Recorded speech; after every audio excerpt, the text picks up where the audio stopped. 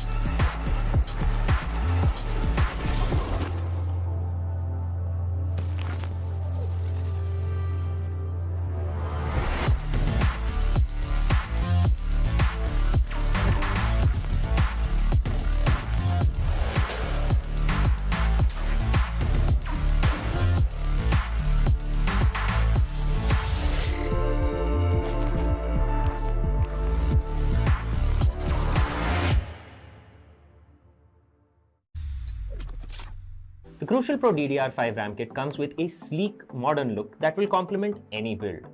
But aesthetics aside, it's the performance that really matters. So let's dive into it. The default JEDEC timings are 46, 45, 45, but it does come with 2 XMP and Expo settings for those looking for a little more performance. With XMP 3.0 Profile 1, you can push the speed up to 5600 megatransfers per second. If you prefer a slightly lower speed but tighter timings, Profile 2 offers 5200 megatransfers per second at 42, 42, 42 timings. We've run some benchmarks and stress tests to give you an idea of how it performs. In general, dropping the speed and tightening the timings with the second XMP/Expo profile yielded better results for us on our test system. Paired with a Ryzen 7800X 3D, we saw anywhere from a 1 to 5% performance bump depending on workloads. All in all, the Crucial Pro DDR5 64GB RAM kit by Micron is a fantastic choice for first-time builders and enthusiasts alike.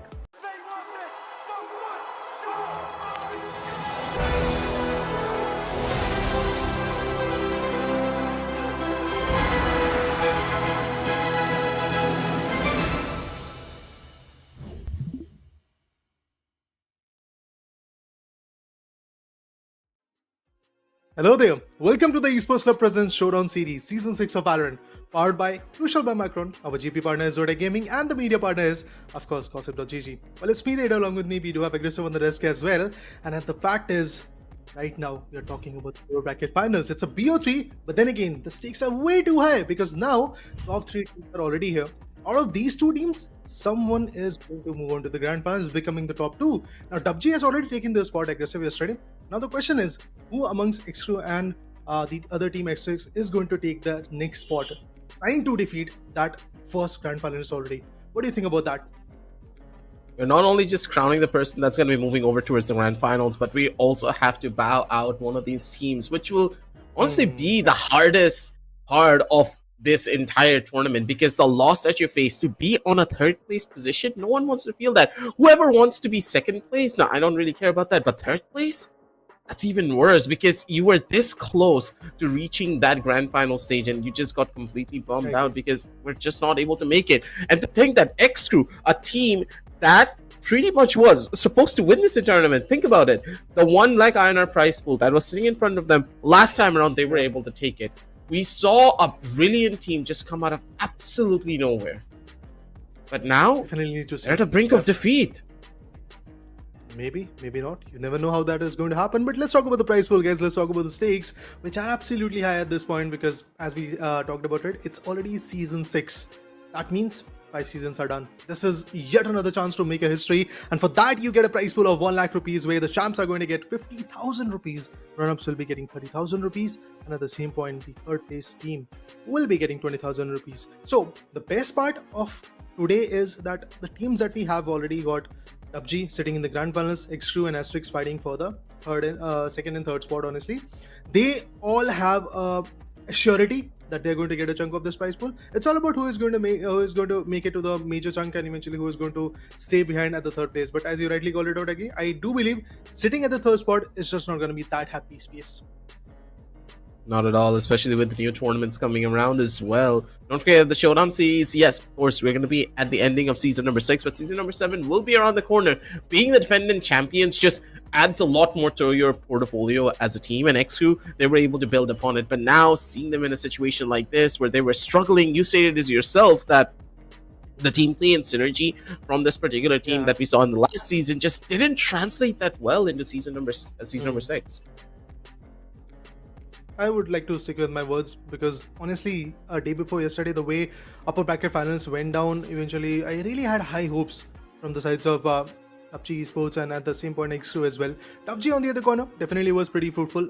Yeah, they lost a particular map in between, but then again, they were able to come back, and that's why they are the very first grand finals. Cutting their journey short, they are there from the upper bracket finals. That means they don't have to fight for the lower bracket finals and then eventually qualify from the lower bracket in the grand finals. See, the impact that is going to be there on both the teams, XCREW and ASTERISK right now.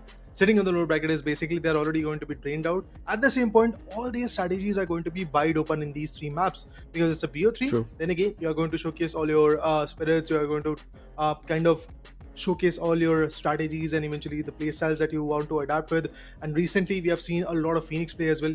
Yesterday, to be honest, every single map almost I believe there were 5 maps because it was basically a BO3 to the decider and then eventually a 2-0. In those 5 maps we got to see at least 3 times Phoenix come into the picture. So that new agent or kind of a new agent in this meta is also working out pretty rapidly. I'm looking forward to see if today teams are going to adapt to it or maybe they're going to stick to the conventional approaches. And when you think about ASTERISK and XCREW, I do believe these are kind of the teams that are willing to take those kind of risks, especially ASTERISK, as the roster has evolved in such ways that you aren't really able to get a proper read on. Plus, I completely agree with you. Phoenix is now slowly but surely taking over the entire meta, and if any team is not picking up on that particular character, they are not playing the game, right? And I do believe that WG yesterday, we did see a bunch of Phoenixes come out from their portfolio. XCREW, though, on the other side, they're a little bit on the much more dicier end, where they want to do something different, but at the same time, they don't really have that team play and synergy to really make it work out as well as you would have hoped for. These changes need to happen quickly because now you no longer have that safety net anymore. Top 3 map, of course, being given Haven, Ascent, and Pearl now coming into the picture. You can see that Haven is a, not in the lack of the words, Haven for Phoenix players, because Phoenix just allows you to do so much, and because of the recent addition and the changes to Phoenix, I hate to say it, but double duelist is a very viable composition for almost any team to run. Yesterday we did got to see that double duelist composition, but at the end when it comes to the defense sides, that's exactly where the team crumbled. So I think, yeah, double duelist composition, if you have the initial attacking half, you can benefit it a lot from it. But now let's look at the map P2 as well. So yeah guys, XCREW, they're going to start as the attackers. Maybe they're going to bring in that double duelist composition because they are good with the adaptability factor. At the same point, the defense is going to be there in the favor of ASTERISK, and when it comes to a triple-sided map, we always know that we cannot deny the disadvantage that the defender side team has, that they have to be split amongst 3 different sides and areas like garage or window and all those nook and crannies. So I definitely believe that if attackers are going to compose their attack in a brilliant way or maybe sell some good fakes, they can definitely benefit a lot. But look at this, today we don't have Ascent. This is a surprise for me. Yeah, not really that big of a surprise because Ascent is not really one of those maps that ASTERISK enjoy playing in a lot of their scenarios, because the way that Ascent's meta has shifted with the initiation of Deadlock, not really a lot of teams are running the whole old composition anymore. So it's just better that if your team is not really proficient on the usage of a Deadlock, then you don't really go towards Ascent whatsoever. You shift towards the other maps, the Havens, the Pearls, the Splits. If Lotus was here, Lotus would be a very popular pickup as well. XCREW now falling into that category. They are taking Haven, but at the same time, I do believe it's going to be scary because if ASTERISK do have a proper Phoenix player on their team, if they know how to utilize that double duelist composition that I kept on talking about, because I do believe that in the current meta, Phoenix and Neon, if you pair them up properly and if they have good synergy, they're an unstoppable duo. Yeah, and that was a mistake if I'm not wrong yesterday because of the fact that we got to see a double duelist composition. Phoenix was there, but adding on it, there was a Yoru. I mean, I don't know how effective a Yoru can be, and yesterday definitely we didn't saw a lot of value coming through from a Yoru play. But yes, that Phoenix was absolutely amazing. Now looking at this agent lock screen, definitely want to see a Phoenix coming through, but it seems like that it's highly unlikely right now. Yeah, there are two differences coming in between these teams, and that is basically the Sentinel difference and the Duelist difference. Apart from that, if you talk about the double initiator approach, it is definitely going to work a lot. But I don't think so. They have like decided to like go all in with a different approach, maybe bring in that duelist, the double duelist competition. They've decided with double initiator, which is a pretty conventional approach. It's just how you're going to synergize your initiators like Breach and Sova along with that Neon. If you talk about the attacking side, the Team XCREW, and on the other corner, if you talk about Asterix, you want to see how they're going to pair their agents with a Jet. In a way, I do believe that the Jet is going to be a little bit more on the old school style, because the way that this has been panning out for them, it's in the way that you would say that we have a Jet on your team, you still have that capability of utilizing an operator in some instances, but kind of the thing is, how good is that operator versus the fast space gathering potential that Neon brings down to the table? It's the old meta versus the new. Now, you could say that, yeah, he has Blade Storm, he has the possibility of using the Orb, but because of the way that Neon can take space, one got stunned from Salon, and that operator is now completely useless. It's not just the stun for me, honestly. The maneuverability, the kind of jiggles and eventually insights that you can get with the Neon, you can bait your opponent while he's trying to go for a defuse or maybe even a plant. We have seen that happen yesterday a lot, so that's why I'm open to see how Neon can be impactful and how much of a value Neon can bring. Yash on the other corner will find Lavish. That's a very crucial pick. Sentinel's out, no more backstabs for now. Having a Frenzy in the hand, and that too with the recent patch notes, recent updates. This Frenzy is going to be an absolute behemoth, specifically in the close range, due to the very factor that they have high amount of ammo, but this was not good. Paranoia comes through, Arjun fights back. 3v4 for now. One enemy remaining. Good shots here. They're just going to be able to WK their way forward, and not a single player is going to be able to slow them down. A perfectly well-played round coming out from the members of ASTERISK here. They got a very potential hold. Like, I was very surprised that everyone opted to go for a full-scale retake. They were not risking anything. They played it slow, they played it smart, allowing their opponents to get that false sense of security and then pounced upon them. Another factoid for you guys today, it is that Asterix Yash is the team's top performer with 163 by 151 deaths and 47 assist stats and an ACS of 225. Oh my god, I mean, if he pops off, I do believe that Asterix is going to have a fun run over here. But from XCREW, definitely Ceylon and the other individuals like Wave, they need to once again pick up the pace. But obviously, guys, it was an attacking half, and it is actually an attacking half, and they've just started, so maybe they're going to take some sweet time of their own to pop off. But Wave, he was quick on his feet. Ceylon is out, Duelist is done, double initiators, a controller, and a sentinel left to survive. They're going to be able to do so. Icarus, though, dangerous as per usual. That Sheriff will be able to gain a lot of space and timing if he hits the first initial shot. Contact made. Icarus spots out one. Wave comes in for the big save. River on the sidelines, flashes across, goes on the angle, has the flash to give him the timing. Both players do dodge, but River, he's just wasting time at this point, allowing Icarus to do whatever he wants from the back. Wave and Icarus, ladies and gentlemen, they hold down the lines and they take the round. Beautifully well done by ASTERISK. Slowly, now that the full buy is here and there was no bonus buy being tendered out in the previous round, I do believe now XCREW is going to have a tough time beating their opponents. But yeah, from the very first day, from 19th, we have definitely seen a lot of region shields being utilized into the action, so it's pretty interesting how that impact is going to be there. But with respect to the agents, Phoenix again, yesterday was there, today not in the very first map, maybe in the next one, because in Pearl and in Split, that Phoenix can be absolutely valuable with those curveballs and hot hands and eventually the value that wall can bring. So definitely would love to see that action, but for now, it's a Raj hit, turret appointed, breaking it apart. KJ is deep into the side, and as Icarus is there with just a mere Sheriff, it's going to be difficult. And yesterday, if I talk about Asterix, Icarus was the guy who was able to save the day. Otherwise, game was definitely going in the hands of their opponent. That's just Icarus for you. He's that constant X factor that can deal a lot of unnecessary damage if you allow him to do so. But seemingly Doxer is going to be the one to step up to the table instead. becoming a strong anchor from his side for his team is so crucial, because in a lot of matches that the members of Asterisk had trouble in, it was Doxer who was not always able to step onto the table. But now, it's a complete opposite. He's worked on his consistency and is now trying to be that backbone for the team that is required here on that Sova. But members of Asterisk, they're losing bodies really quickly. River, an unnecessary peek. This is one of the worst angles that you can even jiggle from when you are on the B 30 side of seconds Haven. left. We're gonna try to play for sound. Icarus is in towards the back. He doesn't really have a weapon to go in through the smoke anymore to take such a risk. And now Asterisk, they're stuck on a retake. 3v3, yes, but the weapons, they're not in their favor.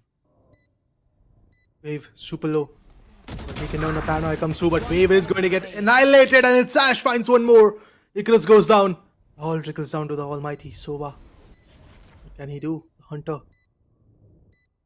Two different corners, a crossfire being set up. Doxer, a guy who is still absolute Oh valuable. my god.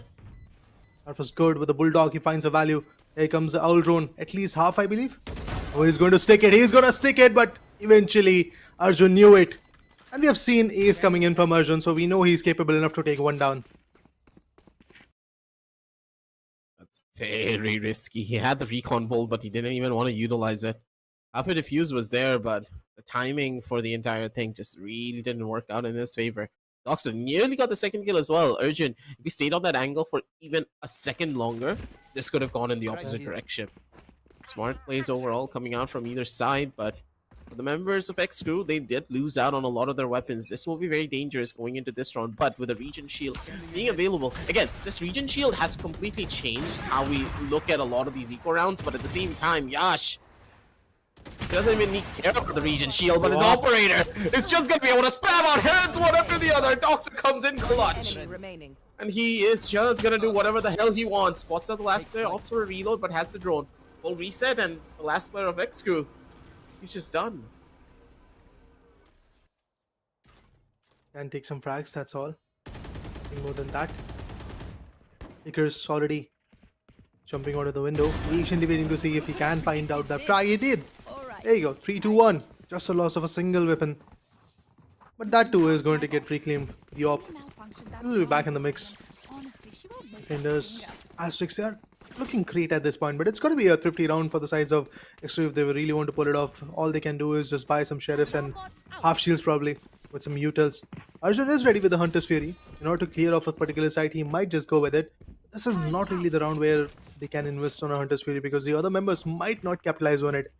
I really want to see how Ceylon is going to impact this particular matchup, because so far Ceylon has been a guy who has been shut down in multiple different corners, not being that guy who can find a lot of value that easily. The most important thing is being able to get a lot of space, but for Ceylon, he doesn't really have enough utility to do so. Yes, they are using a lot of early utility to give him a portion of space, but that's kind of the thing. They don't have enough utility to then execute onto the site properly. And that's what the members of Asterisk are banking upon. XCREW, they have slowed down their utility usage over to a crawl, yes, but this is of course an eco round. They're not going to be able to do as much as they normally would, but another factoid for you, ladies and gentlemen, with XCREW having a 78.6% win rate across 14 matches. They have a pretty high chance of winning this one as well, but they should not count their chickens before they hatch, because yes, they get the side, but this one ultimate is going to cause even more problems. Again Ceylon. Every now and then Spike planted. Ceylon wants to survive, but he can't. Hunter's Fury this time was able to hunt him down. Beautiful shock dart coming in from Arjun. Finds one. Players have been spotted, but unfortunately, Lavish and Rage didn't even find even a single value. It's a flawless win coming in from the sides of Asterix. What a beautiful retake coming in. They time their attack. They wait for the right moment to strike. Then they switch the gears. Look at this. 4-1. Asterix, they're on a roll. Maybe XCREW is just going to get warmed up after this map is over. Just absolute insanity. Asterisk. Don't forget that this is the home pickup for the members of XCREW. They wanted to play on the map of Haven, but this is what I was worried about because of how well synergized the members of Asterisk are when it comes to just playing for their overall setups. It's just not working in the way that you would want. XCREW, though, another factor for you, ladies and gentlemen, holds a 78.6% win rate with a defensive KD ratio of 1.26. Meaning that, of course, overall, XCREW as a team, they love to play for that defensive side. But on Haven, if you want to play for defense, that is such a dangerous ploy. On other maps, maybe, but here, you're banking on too much. You're waiting for the right opportunity, but that might just not come. Relay bolts. Shock dart. Way pushes in. Shuts down Ceylon. Again, 6 rounds back and forth. Ceylon is the first one to go out for the team. And is not finding any value. With that Neon yesterday, we got to see some absolute behemoth of a play. Today, it's not the day for Neon, I believe. Start for this action has not been that promising for Ceylon for sure. Had an overdrive. Could have been absolutely valuable for the team, but maybe in the next round is where they're once again going to pop off. And now they're trying to pressurize, take some space, but Rage finds a value. Yash has been taken away. Are they going to even check the corners? No, they back out. Cypher, Lavish is already on his way back to Seaside. Right, see how this one's gonna go too for them. A little bit 30 dangerous. seconds left. As the members of XCREW, they have a tiny bit of space. Again, it's all about the small bits of space for them, but Wave didn't check his entire corners, and Rage is going to be able to capitalize on it. Doxer, Oxo. dangerous as per usual. He needs to clear out all of the angles, but he misses the shot. Such a crucial kill that he needed to get. And one by one, the members of XCREW, they're finding the gaps, and they're able to slip in through. Was looking pretty tough for this round, but look at this. Okay, Chris finds one. Sentinel's out. Run for long. Here comes a fault line. None of them are going to get tagged with it. But the diffuser is still happening. Alright, alright, Chris, what? He did a 1v3. Beautiful. Not River found a frag in between, but Chris. Oh my god, wow. Asterix is here They're to win, missing guys. those shots. How do you say this? You had a perfect post line. All of your members were in the most optimum positions. You even saw him. You even saw him because of the Silver Recon bolt, and they still couldn't kill Icarus. Oh my god. I was just waiting for that Hunter's Fury to come through. But nothing. 5-1. Big disadvantage now. Yeah, they do have the ultimates. 4 to be precise, but there you go. Dogs just shuts down the very first. Arjun goes down.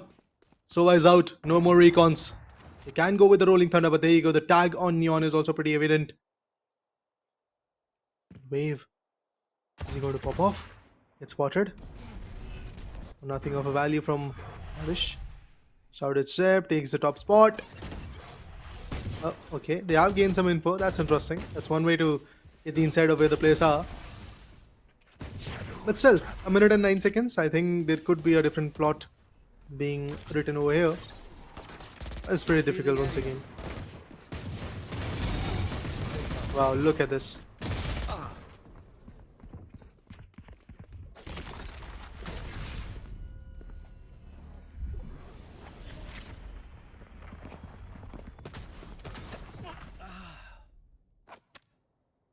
Revo finds a crucial one with Aftershock. Lavish is out. 3 down, 2 more to go.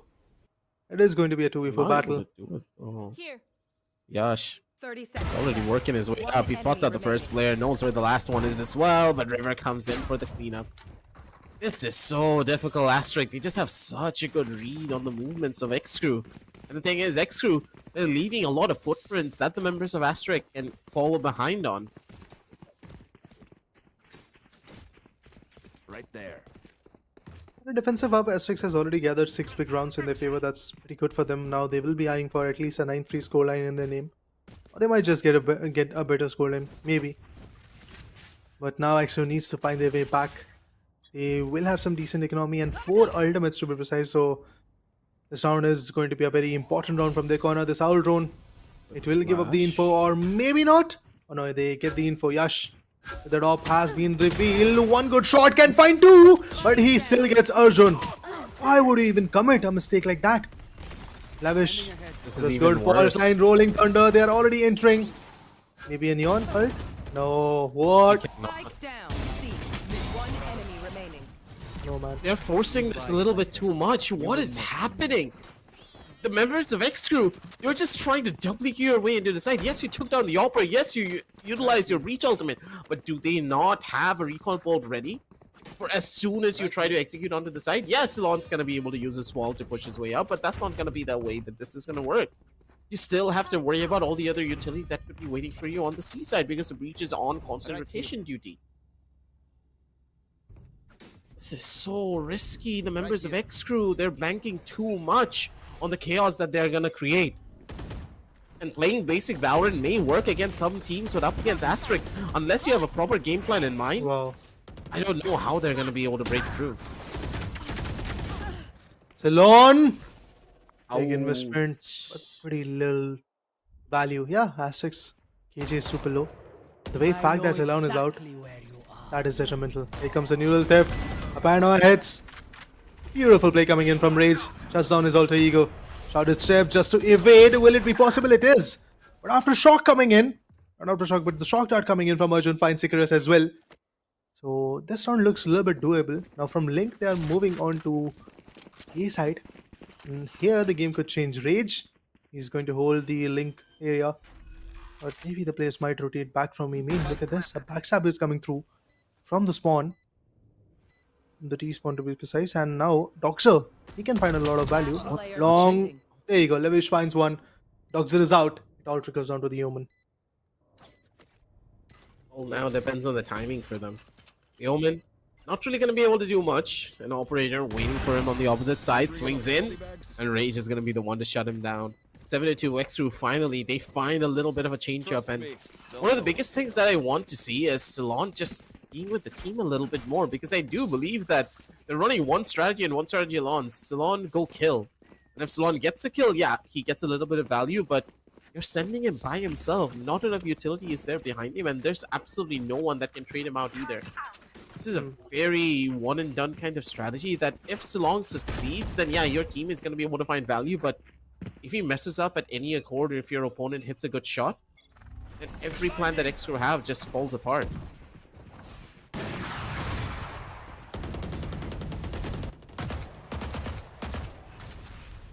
Wave. Putting a very good spot, but here comes a relay bolt. He's stuck. Paranoia comes through. Is he going to find some value? Let's wait and watch. Beautiful reveal coming in. Doxer. He retaliates. Icarus finds a nano swarm frag. Wave, he gets Elon out as well. It's just the Sova and Cypher left right now. Arjun and Lavish. Highly unlikely that this round is going under their banner. They're trying. This is not going to be that simple. Maybe one kill, but even that opportunity now completely missed out. Flash, giving a little bit more space, and Doxer, the hero of this round, pretty much still is finding all of the frags. That Hunter's Fury was gorgeous, mind you. That was the game-winning Hunter's Fury.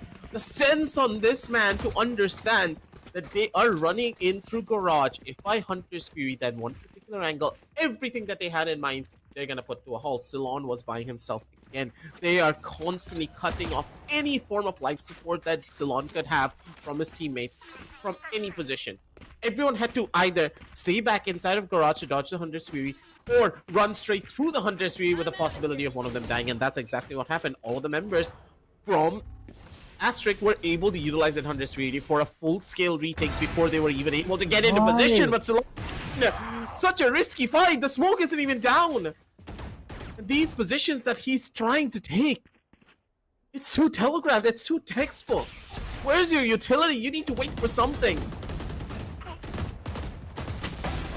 It's falling. Just falling like a bunch of cards right now. Look at this. Icarus finds its Sash Espes, and it is all trickling down to the last man standing. That's Rage. He goes down 9-2. That's the scoreline. And they do not have a good buy for the last one. They're going to commit with some Spectres, Bulldogs, or maybe even Sheriffs. Whatever they have, whatever they were able to save in the last round. But look at this. A Guardian, a Stinger, a Spectre. Oof, this is not at all looking promising for the sides of Team XCREW anymore. But for the sides of Team Asterisk, look at them. Already beautiful play coming in. Doxer always on top. River, Yash, they are sitting on the back lines, but still finding a lot of value for the team. Yash once again is going to push through because he knows that there is an economical disadvantage, which is pretty drastic. They push. A Blade Storm activated, but Lavish will shut him down. Instant breakdown already, but Arjun able to answer back. Once again, River fades it out just a tiny bit. He's able to equalize things out. River, dangerous. You don't need to go for this anymore, but look at the amount of space that is being gained by Icarus. Icarus all the way up towards A main. He has full control and he can do whatever the hell he wants now. He's giving ample amounts of information. Ceylon playing it risky, but somehow that risk pays off. Almost River. 15 HP. Yeah. He was risking so much. In towards the flank is one. Doxer, he has the timing. They cannot break that tripwire just yet. As long as Doxer gets inside of garage, it's going to be better. But the tripwire placement. Wait a minute, Lavish, what did you place? You just jumped right over it. That's unfortunate. Oxo already up on the large window, C window. From here things might change. Here comes the defenders lockdown.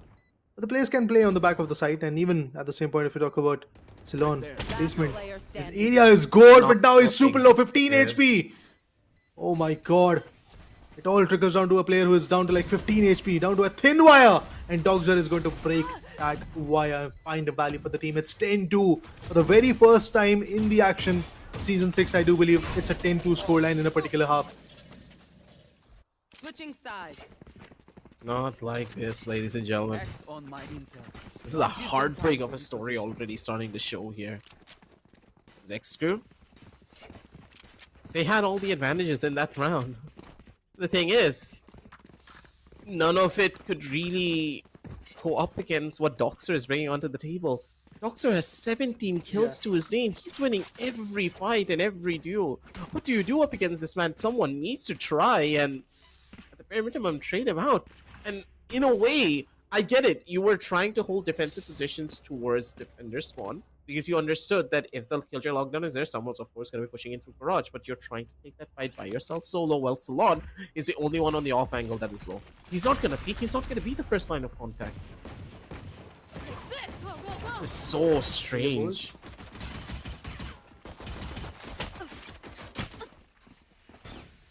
Ash is gonna survive. The shock dart a little bit late. Ceylon and his teammates trying to push in, but will not happen as Rivo is going to flood them. Shuts two down. Ceylon, Arjun, both of them are out. It's Ash retaliates by taking on Icarus. On a lurk, garage angle. Or it's down to like 3v4. The attackers can still plan out. Oxer, all drone in the hand. Goes in to check out where opponents are hiding in garage. Oh yeah, she takes down Rage. Is wide open wave. Oh my god, look at this. Already 11-2. In just 13 rounds, we have a scoreline of 11-2, guys. How long has it been even? Maybe about 20-30 minutes at most that this first initial map's going about.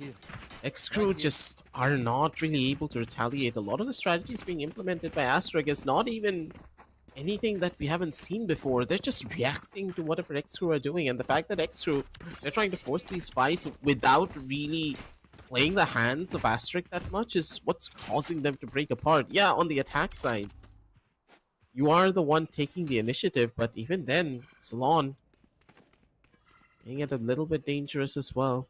He needs his team to be right behind him, because as soon as that neon starts to create chaos, everyone else will be able to thrive as well together.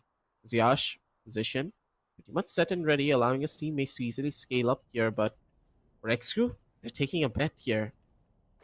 And a full stack over towards the seaside may look like the right call on paper when you don't know what's happening on the opposite side, but the Cypher has defensive trips set up. Those are not even kill trips.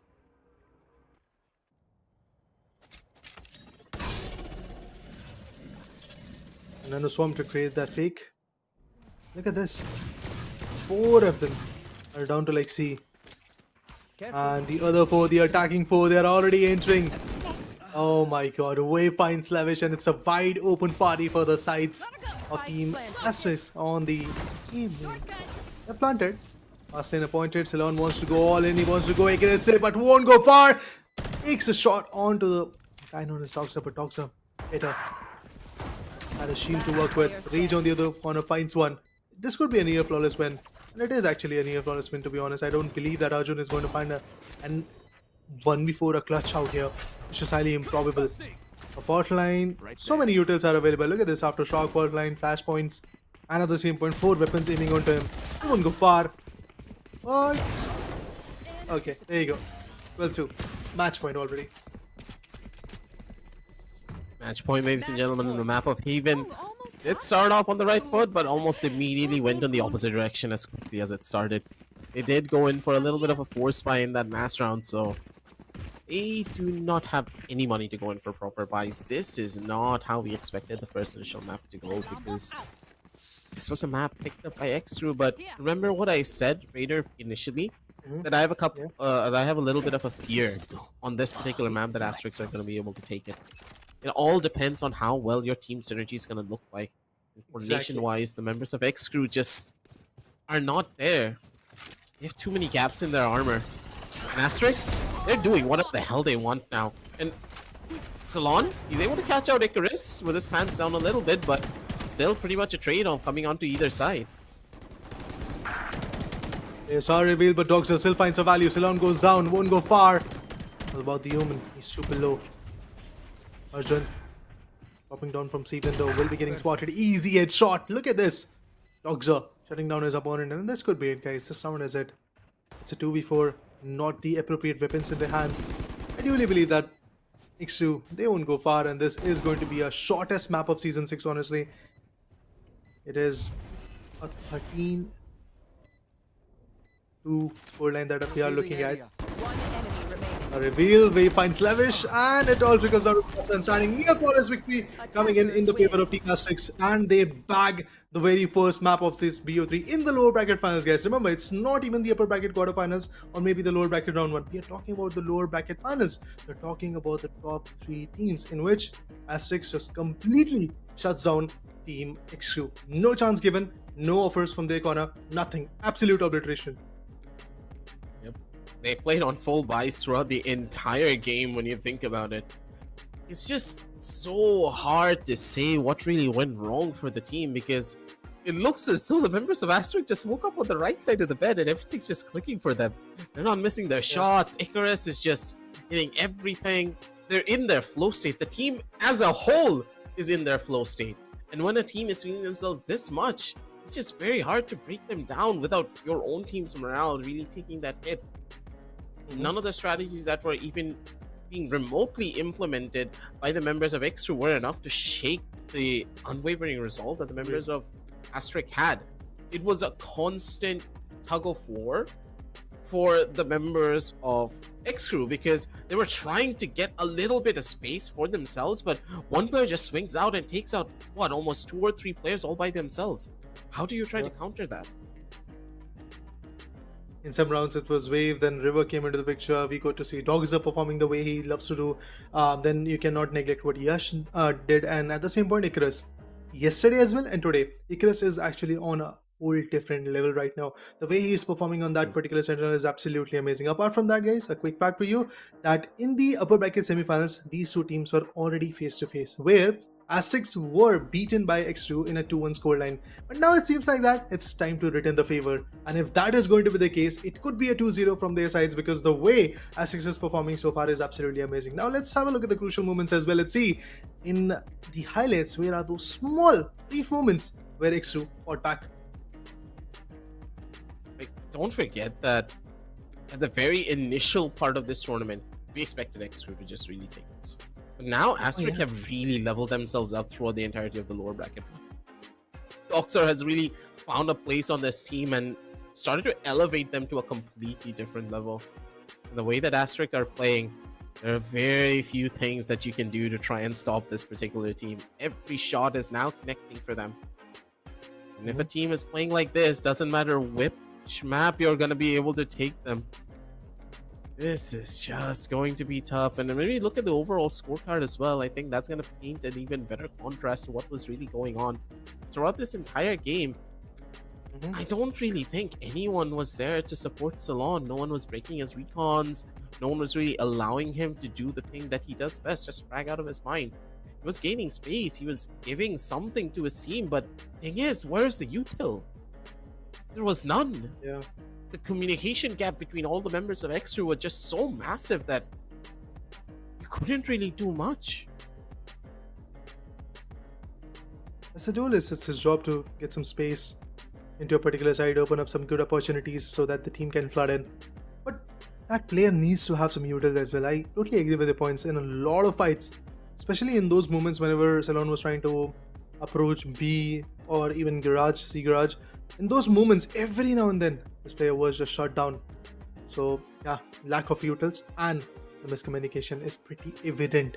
Look at this, no one from the sides of XCREW even reached out to a marker of or double digits when it comes to their frags. I mean, they have the double digits, but unfortunately in terms of deaths. Yeah, they were just getting ran on here. Breach was able to find some form of value, but even then, I don't think that's called value. All of them just got ifed in more ways than one. And I know it's very difficult to say, and it may sound a bit biased, but in a way, the map of Haven just wasn't there. They got outskilled in every category. And I'm really hoping that as we go on down over onto Pearl, things will be different for the members of XCREW. Otherwise, if this is the performance that they're going to be carrying forward with the utility mistake that they're making, allowing Salon to go all by himself, it's just not going to work. They need a bit of discipline because up against ASTERISK, who have been scrimming and practicing 24/7, mind you. Like, if anyone is in their Discord, you're going to be able to see that yourself. But in a way, this is just not going to be the way that it's going to work. Let's talk about the MVP of the map. It's of course the Sova Toxo coming in from ASTERISK. 20 kills, 6 deaths and 8 assists as well with those recons and shock darts. I mean, if I'm not wrong, there were a lot of moments where we got to see at least 2 to 3 frags coming in from Doxa, and one of that was from shock darts or maybe a recon coming in from the other corner, assisting their teammates to get that value. Look at the ACS, 378. And eventually the headshot percent is also pretty good, 19%, and a damage of more than 4,000. ADR of 268. That clearly shows that this guy was super amazing, whatever he did, however he played. The player that came through from their corner was absolutely amazing. See, this is what we are talking about. If you are actually putting up double initiators and a duelist into the picture, that combination of a util needs to be there while you are attacking or even on defenses. Sure. Whenever somebody is pushing, whenever the opposite team is pushing up, they might be coming up with a single individual or a full force push is there. You need to put down some utils to stop them. And there were so many moments where we got to see Ceylon was very deep onto the seaside, but there comes a reveal dart, a recon dart coming in from Sova, and everything just goes haywire. Everybody was just getting spotted, and from every single nook and cranny, from the dark covers, they was just getting shot down. Absolutely. Not a single moment was spared for the members of XCREW to even think about what was really happening to them. No pauses were taken as well when you take it into consideration that XCREW just took the loss like a champ, and maybe on the map of Pearl, that's where things are going to be changed. We're going to be setting that map up soon, ladies and gentlemen. We're going to be heading on down over into a very short little break. Make sure to check out all the links down below in the description as we have a lovely word from our sponsors.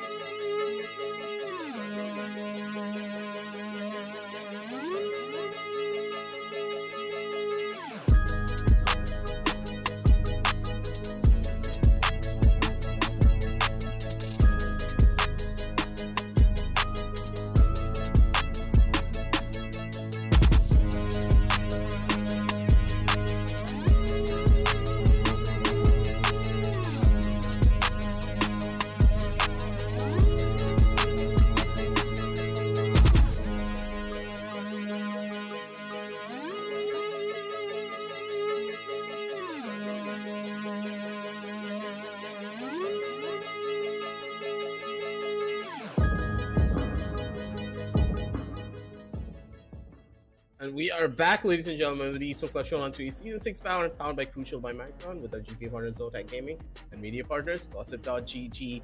Yes, it was a really fast showing, 13-2, but at the same time, how do we put it? Game number 2 might be different because Grenache is going to be coming into the picture, but then again, Pearl is not really a map that XCREW are well known on, so Exactly. I don't know how we're going to be able to do it. It's going to be difficult, no doubt in that. After getting a defeat of 13-2, that kind of a scoreline obviously it takes a mental toll on you and it questions your integrity as a team and eventually your decision making at that point. So I definitely want to see if something different is going to be there from their side and what kind of implications they are going to bring to the table, or maybe some changes into the playstyle as well. All of that is definitely going to matter at the end. We also want to see what XCREW is going to do, because when we talk about these maps, let me just check once again, it is a pick for ASTERISK for sure, and the attacking half is going to be there for XCREW. So let's wait and watch what happens in the first 12 rounds. I mean, first 12 rounds could also just be a 12-0.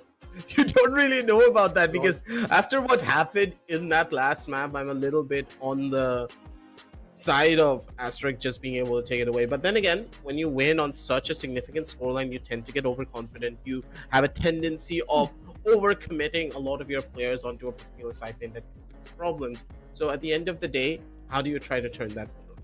You need to try and fix the key problems that a player can particularly have when they are going in alone. I'm talking about Ceylon, who just dived in by himself about what, 9 or 10 times, mind you, as a Neon, and he had no utility whatsoever to give him an edge.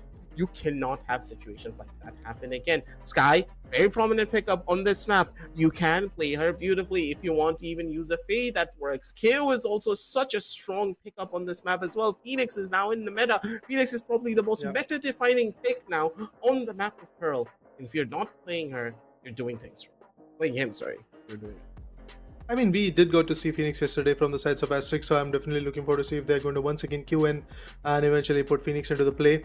Astra is a particular agent that we have definitely seen a lot when it comes to Pearl. It is a complex agent, but at the same point, pretty valuable, honestly. Yeah, it's a complexity that really adds onto this map when you think about it. Having that ability to pull back your smokes, all of a sudden being able to self-bakes in that margin, also being able to easily cross from one portion of a choke over to the other just without really investing a lot of utility. Like, you just have so much to do when you have that Astra on the table, and the amount of different strategies that you can go for just drastically varies. Now let's have a look at the level up leaderboard as well, guys, because the top 3 individuals who are there up on the top of this leaderboard will be getting a Riot goodies at the end of the series. So yeah, for now, it's AK Demon. He's right here on the top. Now, I think Dubji's Caramel is someone who can easily dethrone, because look at the points that they would have AK Demon and Caramel for 15.3 for both of them. And eventually when it comes to the fragging potential, look at Caramel, 69 points ahead of his competition. Yeah, the guy is just on a different level. If you allow Caramel to do what he does best and frag out of his mind, there's not really much that you can do to try and stop him. But Salon's journey might just end here with Grenache as well. He is going to be the one subbing in, so he has a chance of maybe breaking his way into the top 3. But even then, it's not going to be that simple. There's a lot of points to be carried in, unless and until Grenache is that X factor for the team, where he's just constantly fragging out of his mind and carrying the team on his back. That third map will not be a reality, and also his position as maybe the 3rd place on this level of leaderboard. Let's see if some changes are going to be there, because Doxer is also in the race. Ceylon, of course, can go out of the competition after this match is over. Maybe there's a comeback which is due in Split. We will get to see if that happens. A decider might come or may not come, to be honest. Long journey. But to cut the story short, I would like to just say this, that Ceylon, the pair with that util has to be there for him. If he really wants to find some entry, the combinations of some smokes, maybe some recons come into the picture are going to be absolutely valuable for him, so that he can find some value. Because yes, he is pushing in, as the aggressive also said, that 9 to 10 rounds were those situations where Neon the Ceylon just pushed in, but eventually had no value, no area to cover, no angles to rectify with, and got shot down. Yep. It's just difficult to say what the members of XCREW can do better on this particular map, other than just have a lot more basic utility be utilized to facilitate that duelist.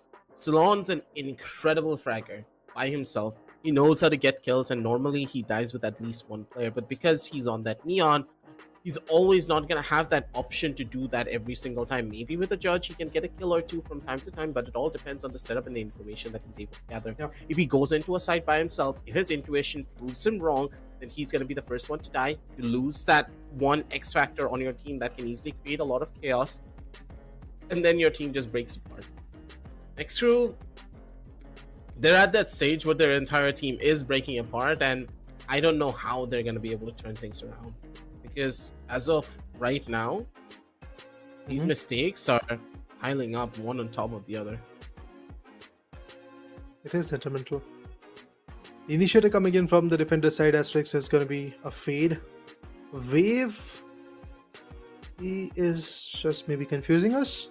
Reina is not the agent that we usually get to see in this particular map, but you never know. Okay. Yeah, let's Phoenix, go. That Phoenix. definitely is going to work. That definitely is going to be a valuable agent with those curveball short ends and the wall. Even the ultimate can be absolutely phenomenal. So yeah, there you go. Locks are in. Locks in the Astra. Yash still confused with the Jet on Neon. Let's see what he's going to look. I think a Jet will be a little bit more beneficial. There you go. It's a lock. This is 110% that you're going to be running on this Phoenix now. I still wish that they would implement the Neon in instead of the Jet for this particular matchup, because the Neon just has more abilities to really take over space in comparison to the Jet now, at least in the current meta. But you also do have to think about it in the long term, because Neon will get nerfed soon. Don't forget, Riot already did state that Neon will no longer possibly be in the meta anymore after the next update, which will be happening in 2 weeks, I do believe, because this one just came out. So in 2 weeks, in the next season, of course, we're gonna possibly see the Neon meta just get completely thrown out the window. Raze is gonna be coming back. Jet has a chance of coming back as well. There's so many different things that could happen in this following meta change shift. But as of right now, Jet on Yasha's hands, it's incredible. But maybe, just maybe, having that lack of utility that Jet brings down to the table could be one of their biggest weaknesses. Let's hope for the best. Asterix starting off with the defensive side. They will be looking forward to see what kind of attack the other guys are going to build. I think mid contention is something which is going to be very, very important, be it from the art side or eventually the door side, mid door side. I think in those two angles, there will be a lot of contention. Specifically talking about B, that area might not be that well contested, because B long, it's a very wide open space where those marshals outlaw in the very next round, like a second or third round, it can be absolutely valuable for the sides of Asterix, so they can have a benefit in it. XCREW on the other corner could be eyeing for specifically A hits. We did go to see that a lot from Asterix side yesterday. XCREW, I don't know what their approach is going to be, but this is just how I think maybe there is a possibility that XCREW might find back. There's a good chance for that to happen, but at the same time, not every chance is gonna be that simple now, is it? Asterisk. One of the problems that we did see from this team running this composition is at certain situations, Wave and Yash just didn't really play with each other as often. The dynamic between the two duelists just need to be in perfect unison with one another. Otherwise, it's not going to be as fruitful in the overall approach. But for now, we do see that a couple of pauses have been taken to allow Yash to really get himself back into the game and really be leveled up and ready to try and take these engagements. Because unless both of these duelists are in perfect tandem with one another, Asterix's overall strategy is not really going to be able to bear a lot of fruit. I agree. A double duelist competition, that synergy has to be there. That value finding potential has to be there from both the sides. Then only there is a good chance which can benefit this team at the end. Now, Asterix sitting on the defensive side, they need to really figure out how they're going to defend areas like art and eventually the mid doors, because in these locations there will be a lot of fights coming through. I think a Wave is someone who can easily go ahead and hold spaces like the A art. Meanwhile, Icarus, he could be one with those tripwires to completely gatekeep anyone trying to push in from the mid doors. Meanwhile, when it comes to B long, that's exactly where I think not a lot of attack is going to get built. Specifically looking at the composition, Neon could be pushing in with a fast lane, and eventually a composition of fault line flashpoints will be coming in from XCREW. Maybe there is a good possibility of that as well, but highly unlikely. I do believe that.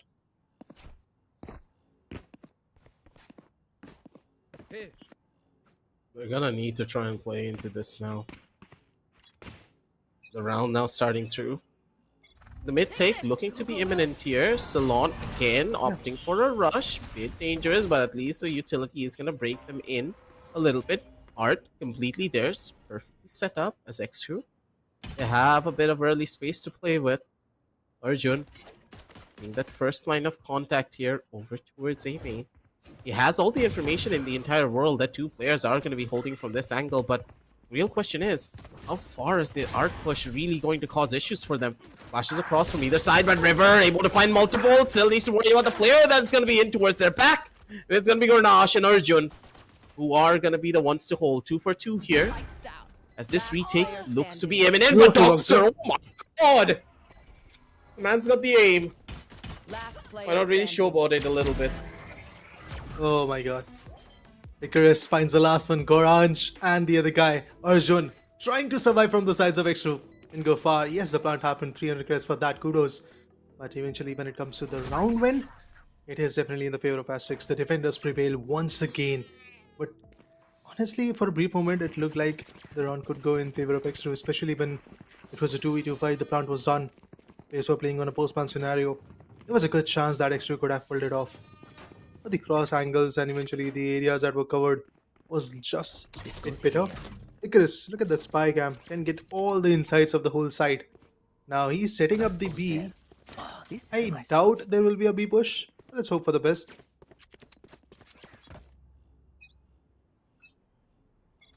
We need to see how this is going to be going now. Salon is waiting for the timing on his own accord here, but even then, not looking to be on the greatest of positions, as all the members of XCREW, they're going to try to work their way up a little bit further forward, but other Rivers already spotted them out. The element of surprise that they could have hoped for is gone. Members of ASTERISK, they are making the rotation over towards the A side, but look at how they're playing it. They understand that there's no way anyone's going to try to brute force their way in towards A. Just like that, they need a bit of art control. And having art control here early on will make the entirety of the retake so much more simpler. This is a very smart call from the members of ASTERISK. Raider, they're playing 3D chess out here, and they're almost 2 steps ahead of their opposition in almost every turn. They are, yeah, confusing their opponents, making sure that the play is better.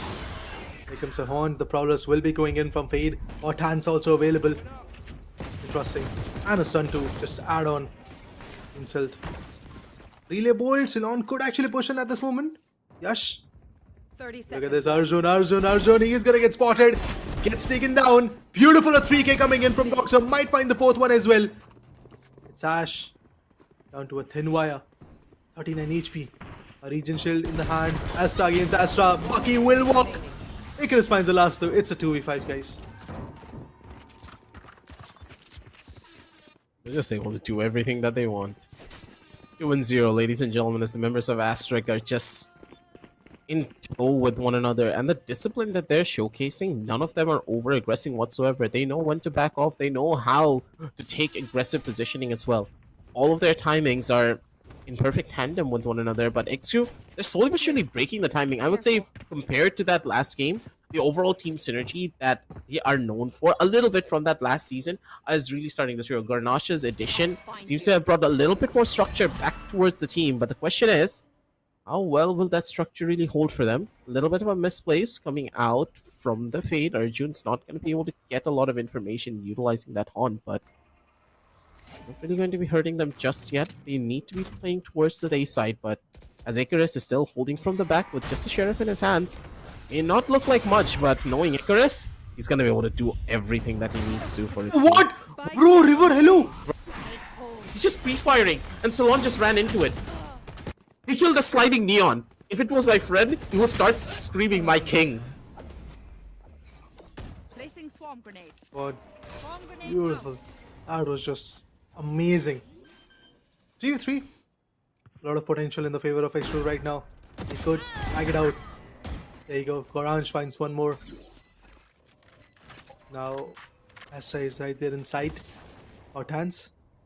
Could be detrimental for that Astra, but no. A curveball. Flashing his own teammate. Never mind. Hotline. There goes one. But it's Ash. He had a very good spot to play with, and not just that, Rage finds Yash as well. It was a bonus buy that ASTERISK was fighting on. Kind of justified that why they lost this round, because now they'll have a full buy. On the hindsight, if you see XCREW, they will have to reinvest 2 weapons that might cost them, as they are already dwindling on that thin economy. Look at how it all started. River, the way he fought back, connected the first shot on that jumping Neon, and then sliding Neon also received the last shot. Yeah, that's just insanity to say the very least. The fact that he was able to get this much value out of that one sheriff up against 2 players that ran into him, mind you. But for now, Yash is going to be the one with an operator in hand, out and ready as Salon. He's expecting the hit, no real utility, but it's not even required. Arjun just walks up, and Yash, he's gonna be the one to be at the back seat. Very ambitious from Salon, completely unnecessary, but Wave able to use the run it back to gain a tiny bit of information here. Does find the even trades for either side, but needs to be a simultaneous rotation over towards the opposite end. And how much, where did the Fate take damage from for the members of ASC? That pre-fire coming in from that Neon, I believe. The judge shot that got connected. Up in the hand, Rage. Flashed. No connection so far. This hefty investment coming in from Yash. Really expected that it's going to find some value. Packers KJ lockdown, that's good. E side is the site where they want to really hit. Look at Cypher. Is still down at B. Seconds left. Conceiving a notion that maybe there is a chance that they are just going to push in, but is he going to get detained? No, no detains. But yeah, there's a plan that is happening already, and it's done on a 4v4 post-plan scenario, waiting for their Cypher. Once he brings the fight back, it will be amazing. There's really so much that you can do here. Well divided. For now, Wave Oh, has the util up and ready with the Astral Divide to really play for here. It's all about the timing for them. Clear out as many angles as you possibly can. Astral sucks. Just gonna give them a slight bit of an edge. They need to clear this out soon. Timing is key for them, but the Astral Divide is placed out so well. XCREW, they can't risk this, because if they do, they're instantly going to die. It's ASTERISK. Out of the bases of one ultimate, they just turn everything on its head. Here.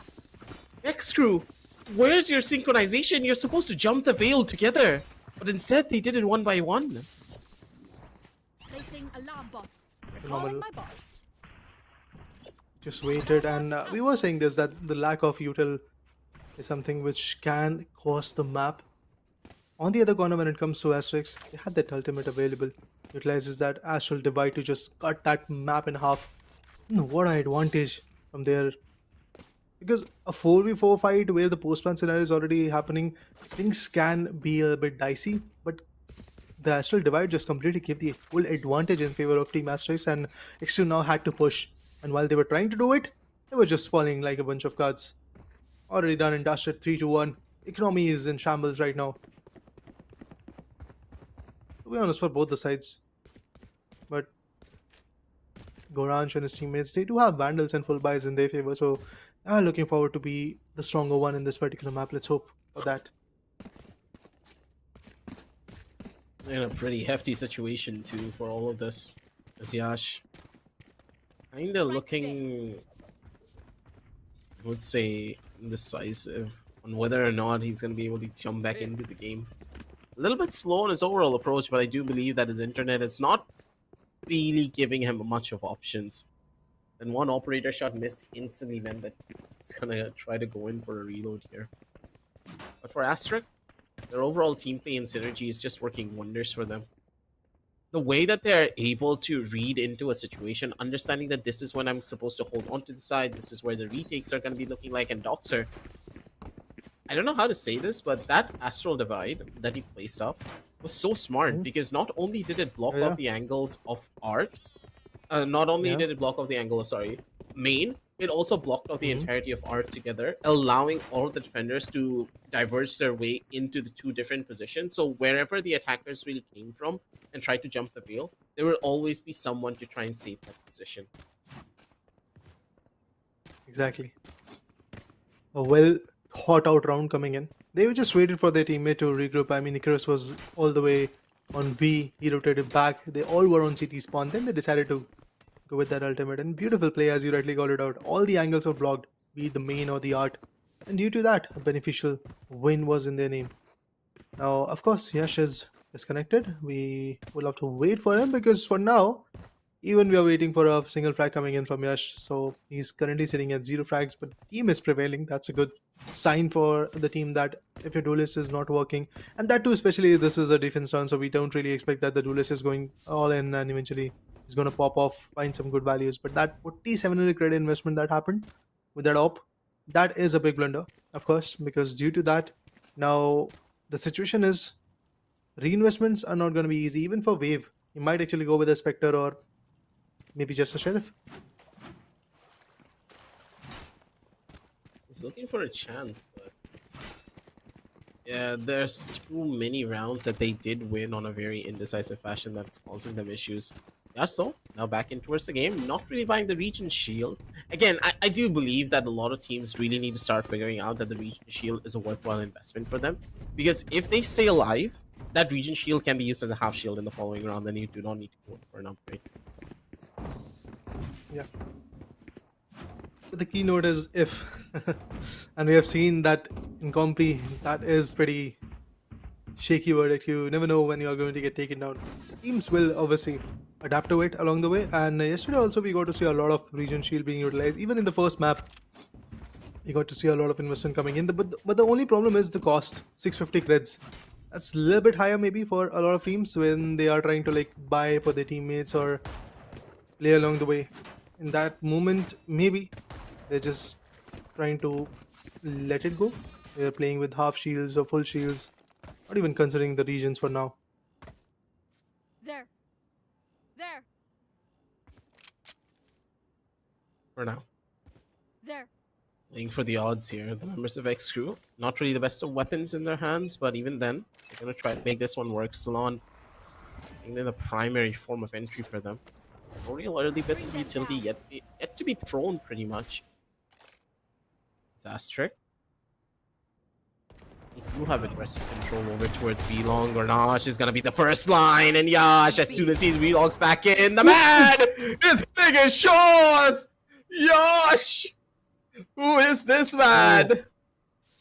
Log back in and immediately do stuff like this. That is unheard of.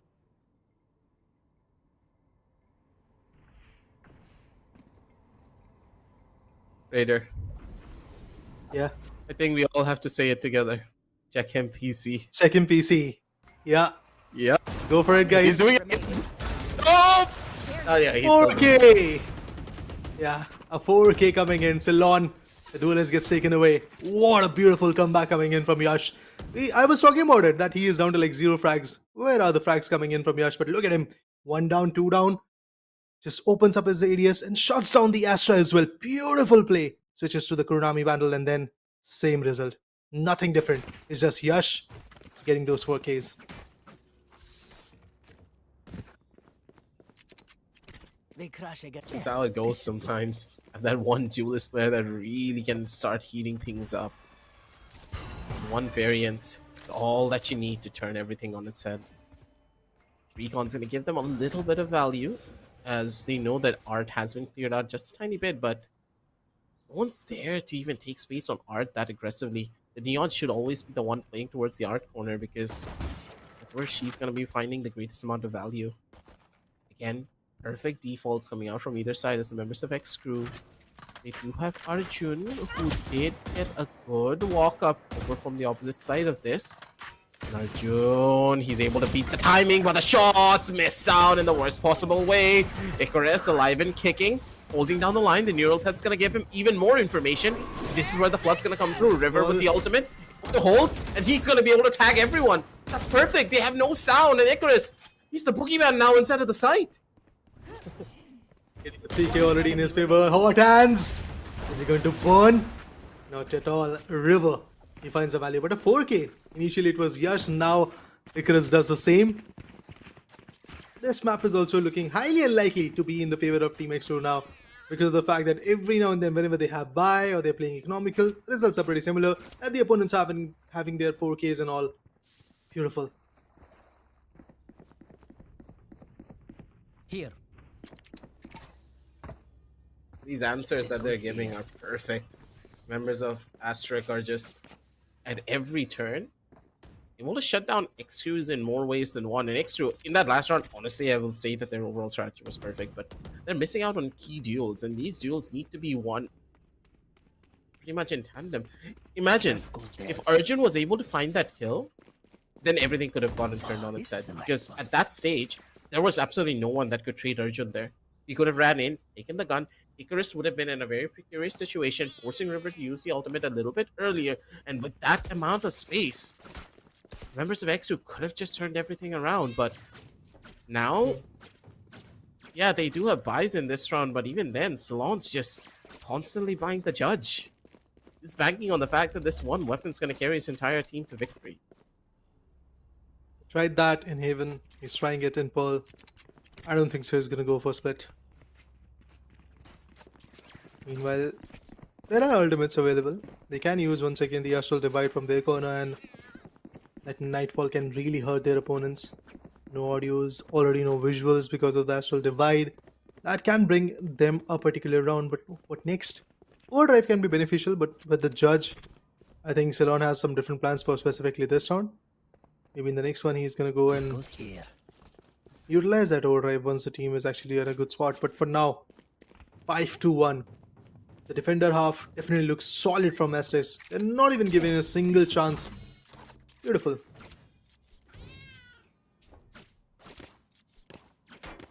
I need to see where this is going to be going for them.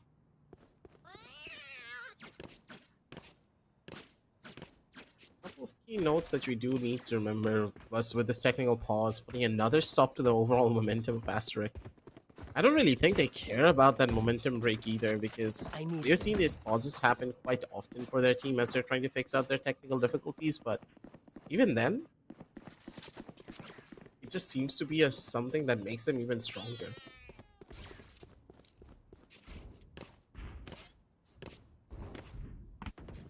So for the best, both the teams, they're in the lower bracket. Condition is quite close. But specifically, if we talk about day number 5 of this action, the lower bracket definitely looks like a one-sided affair for now. But XCREW, they definitely need to come back to the mix. Okay, finally, the technical difficulties are over. Hopefully, this one is a 5-2. If not, I don't know, score might actually go all the way to 7-2 or maybe 8-2 as well. Anyway, Ceylon pushes in. Curveball flashes the player, but random shots coming in with that. Judge is going to cause them Yash for the contention, uses the cloudburst. Ceylon, I don't know how much of a value that ult is going to be, but from Art, there's another push. It's Sass Rage. Beautiful play coming in. That flashpoint really worked. As I said, it should be a 5-2, otherwise it's all done and dusted. My ult's not ready. Last player standing. Recovering it. Just WKing in now. This is XCREW for you, ladies and gentlemen. Doxer, still the last line of defense here. Opted for the meditation as he's gonna try to go in for the swing across, but Salon fast on the trigger and the crosshair placement working wonders for him. W keying is the way to go, seemingly, as the members of Asterisk were not really mentally prepared for another fast rush like that, but overall they're completely fine with it because their economy is in perfect positions. River could be opting for the regen shield, but even then, not really doing that because he has to get a bit more utility for himself. For them, this is the turn that they needed. Asterisk, they don't really have any big ultimates to try and stop XCREW at this stage, and with that Rolling Thunder and possibly the Nightfall, they have a chance to completely run everything around.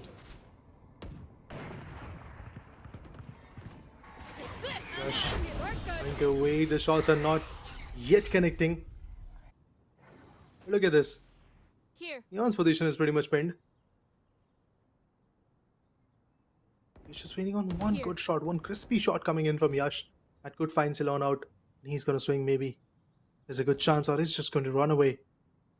You never know. He's got a vandal in his hand. Yash failed for the first time when he brought in that orb. Maybe this one is gonna be a little bit different. But River! That's unfortunate for him. Doxa finds one more. Ceylon is out. Face your fear! It's a nightfall. What? Dash! I need concealment! It's 2 down.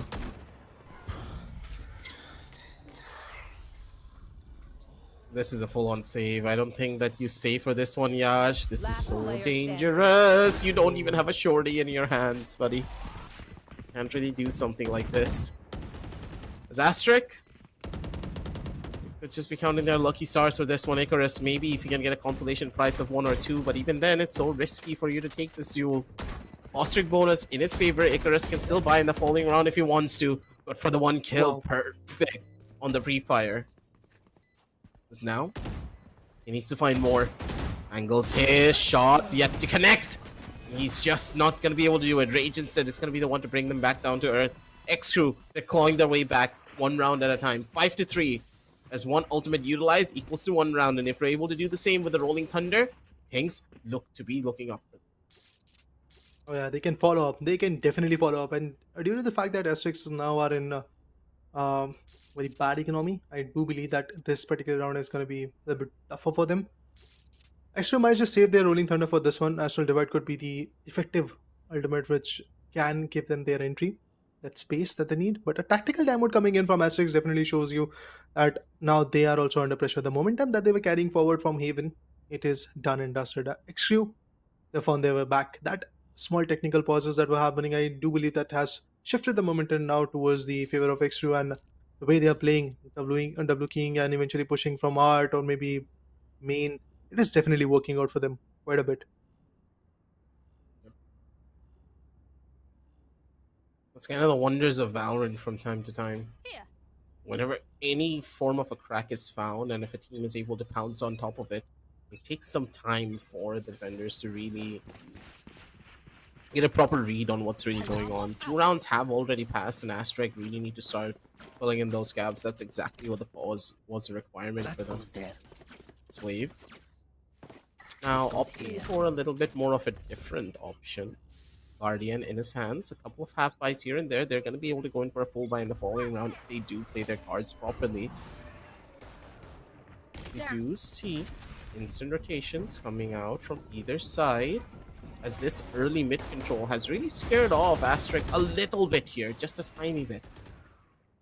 Even then, Here. they're willing to play it for the space as aggressively as they possibly can. With Wave being the first line of contact, they're trying to take information towards A main, and possibly this Astra kill, if they're able to get it, will be the one thing that they require. Beautiful. It's a huge pick-off. That's a smoke now gone. And XCREW, they're scrambling to try and pick up the pieces from this point forward. Watch out! I'm out of here. Neon goes down. Rage. Alright, he redeems, but the plant will happen. Now I do believe Asterix are going to have some decent weaponry. Blaze is available. Rage, if he moves, he's down. That's for sure. He did, and finally Yash is going to find him. There you go. Nanoswarm activated on the long angle. Astral Divide once again to just block off their opponents. Make sure that they are pincered. Oh, that was a big miss. Standing. Hello, Yash. But still, okay, it's a round. It's a round for Asterix.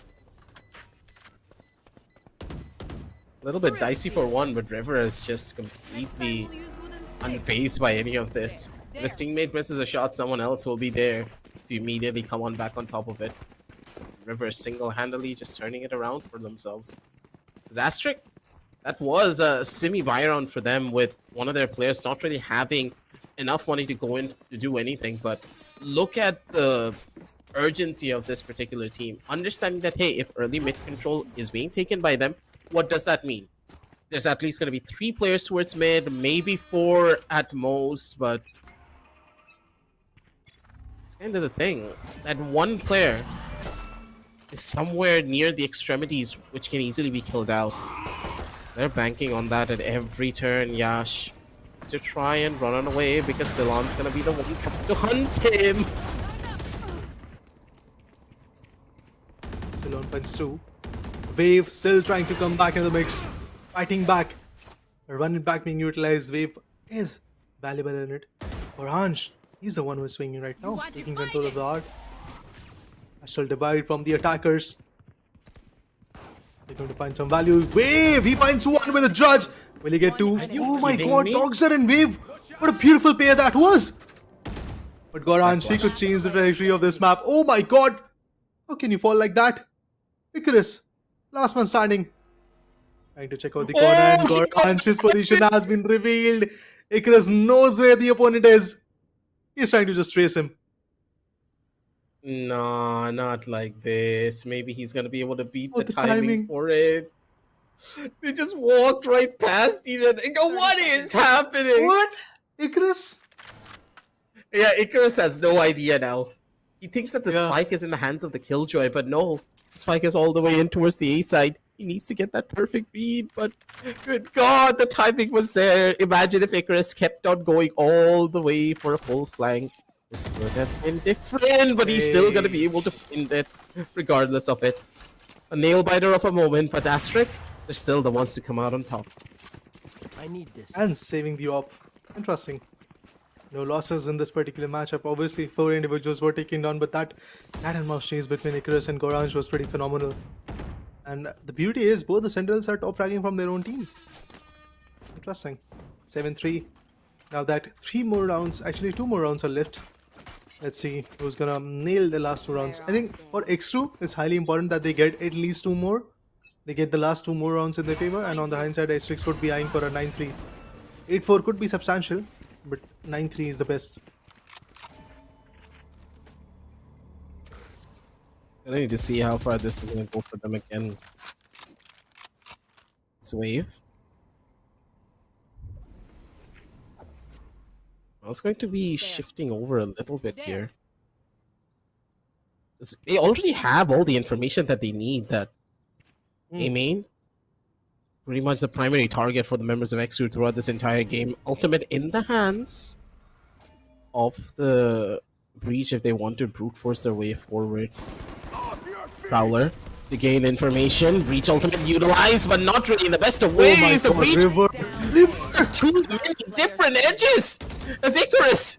He just comes in to save them all, but even then, it's just not going to be enough. Breakthrough coming in from Gornage, that's the biggest one, because he was able to break the timing, coming all the way from a wrap onto Art. Now it's all up to Yash. He doesn't really have the weapon to go in for this retake either. This is a tough spot because Asterisk, I think they might just call curtains on this round, and Yash should opt for a save. That might just be the only option, but there is a Placing swarm Phantom grenade. available. Swarm grenade out. Once he can push in, yeah, switches to the Phantom, wants to push in. They do know that they have a strong economy, so it's not going to be a very big problem for them. Alright. Timer is super low. Unfortunately, What? Yash is not even going to survive. Would have gone for the fight, but yeah, for a moment I thought that he's going to fully commit. Before the switch. But then he kind of faltered down at the same point, got just shot down. Save would have been the best possible option for them. Now jumping onto the out Marshall instead. Possibly a Bucky, never mind, I was wrong. Is he gonna be playing towards the B-side elbow? Possibly, because that's the only position where the Bucky really is going to give him a lot of weight. For now. Take things slow, one step at a time. This is risky to say the very least of how they're trying to force their way up now. Flashes across. They're able to find a bit more space here going for them. This is all up to Icarus. As long as he's able to hold on to elbow, this B-side push is going to not be in any way, shape, or form fruitful for them. Yes, they have the Killjoy lockdown, but remember, the Killjoy lockdown is not really that good in this position, and Yash, somehow with his over-aggressive play, is able to find the 1 kill. Yes, he's going to get detained, but his teammates are there to back him up. No, look at this. The timing. Down B. He just waited long enough. Shuts down the fade as well. And it is done, guys. An 8-4 scoreline Honestly, this one looked like a 7-5, honestly. But the way Sides. Yash got the first frag and then Dogzer follows it up with the Sheriff. Icarus finds few more value. River on the other corner with a backstab. Perfect timing, should I say. But Wave, the guy who can be the X Factor on attack, now is your time, because that Phoenix, that needs to be on the upper hand now.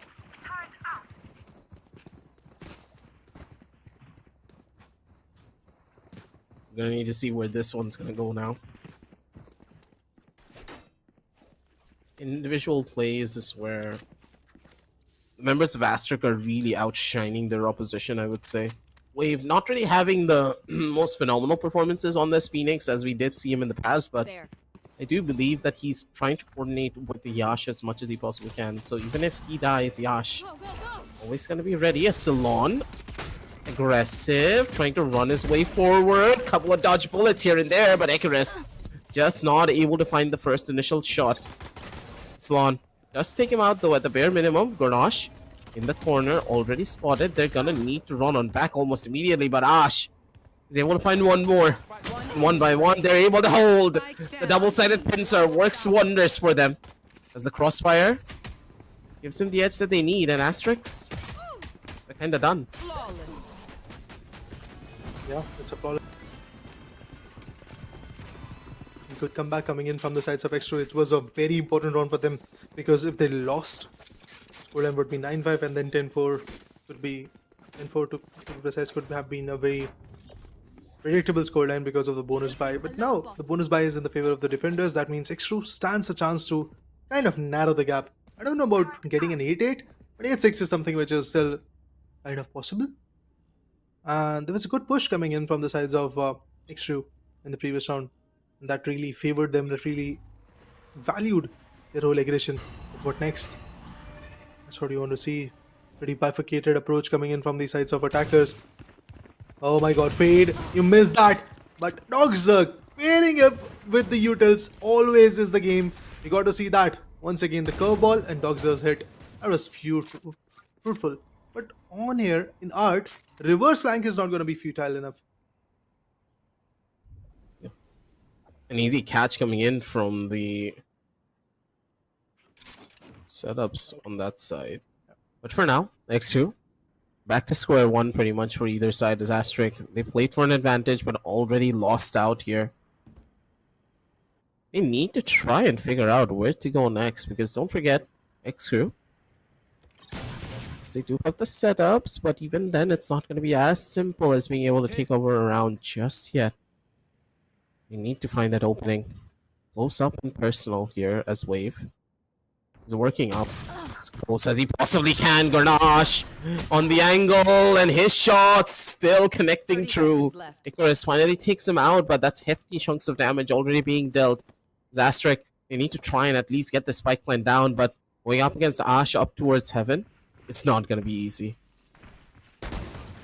One enemy remaining. Spike down, B. Dogzer, last man standing. Salon takes him away. 2 weapons down, 3 have been saved. XCREW, they're looking good for the next one. But it's a full buy round coming in from the other side. We'll get to see some Guardians, some Vandals coming in with the full shields, I do believe that. Oh, a region as well, maybe? River? Let's see what he's going to make up to. But Icarus, the way he saved his team yesterday against Aravata, similar thing has to happen here as well. Because the duelist is still sitting on the back foot. They're pretty much doing everything that they can. But for now, Asterisk, they do have the guns back in their hands, so this is where the bit of a change-up should happen. They're taking things slow at every turn, but slow and methodical plays. How far will it take you? Mid-control seems to be the name of the game for them. Aggressive! Dash across Salon. He's not given an inch of space away, but Wave still able to capitalize, understanding the position. He's going to be able to treat out his jet, so 1-for-1, not really the worst 1-for-1 you can think of, because even if there's a death from the jet, as long as the Phoenix is still alive, they still have a way of entering and brute forcing their way into a site. Yeah, Watch they're it doing here. it. It's a P-long push. And we've seen like just 1 or 2 rounds over there from the sides of XCREW for a B-long push. Usually they have often more or less approached A. This one can be interesting. Look at this. The bait has been spotted, but a retaliation comes through instantaneously. Good trades. Wave super low, but still will survive.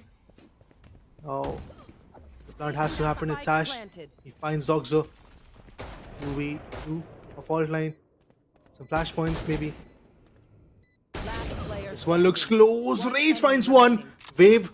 He gets a wall bangable headshot. No, this is not the angle. This is not the angle. It's highly difficult to play, but Wave. That was good. A 3k. Rage was holding for the close swing instead of for the long one. Yeah. This was smart. The overall angle play coming out from the members of XCREW was good, but at the end, it just didn't really matter. Because Rage just wasn't really prepared for a swing like that.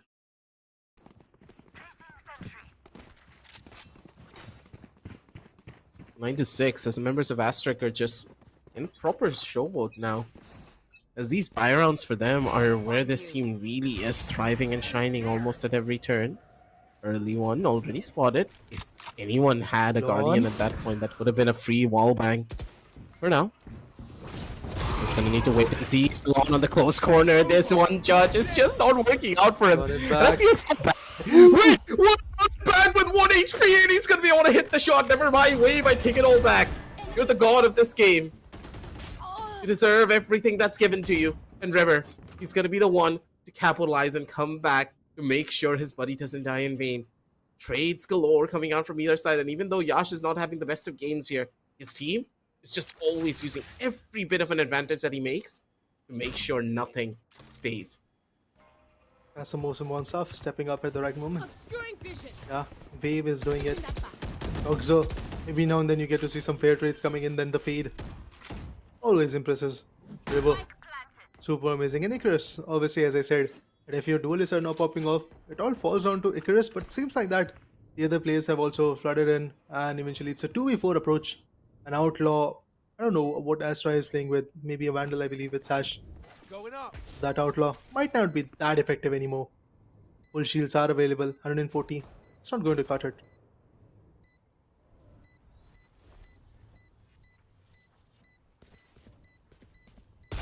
Now is where the real positions will start to come in. Rage doesn't really have a weapon to play around with either. Instantly needs to run off towards the opposite side. The Outlaw in his hands did work his magic before, but this particular game, it just doesn't really seem to be working that he would have wanted. Doxer. Oh god, just gave a free delivery. Gave him a weapon. Yeah. Delivery service, Amazon Prime style. Astra Prime. Hey, if you guys, and then also if you guys back at home, if you want really fast deliveries and if you're looking for, of course, RAM sticks, SSDs, or even a graphics card, make sure to check out all the links down below in the description. Really fast deliveries plus a good discount as well. So all the links down below there. For ASTERISK, I think the delivery for them could just be a very fast loss in the hands of XCREW, because on a 10 to 6 scoreline, they've already hit double digits and their economy is looking significantly better than XCREW as well. So this will be tough. If XCREW lose this round, I do believe this entire game's momentum is going to be shifting in the opposite direction. Yeah, it is already inclining, but this round could be the one round which can seal shut it. Players are out there. A haunt could be thrown in, and eventually then, once the info is revealed, they will be pushing in. And alarm bot. Effective way to utilize it, but at the same point, look at this. Position has been revealed. Garage finds one crucial pick. Doxer and Wave will sum it up. The whole B side is wide open, but no, Arjun is there. Arjun. That was he. Finds two of his own. Oh my god, Wave, you beauty. He's able to survive for so long, but now it's all up to Icarus. Icarus needs to find a little bit of a timing for his team first before they can even do anything here.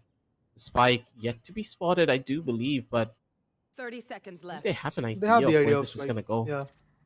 Yeah. Icarus needs to be that first line of contact for his entire team. They're going to be able to pick up the Spike. Not really the way that they would have wanted, but regardless of it, the Neon ultimate could just be their biggest problem. Spotted up one of the players on the angle. Wave is going to be able to take the 1-for-1 trade.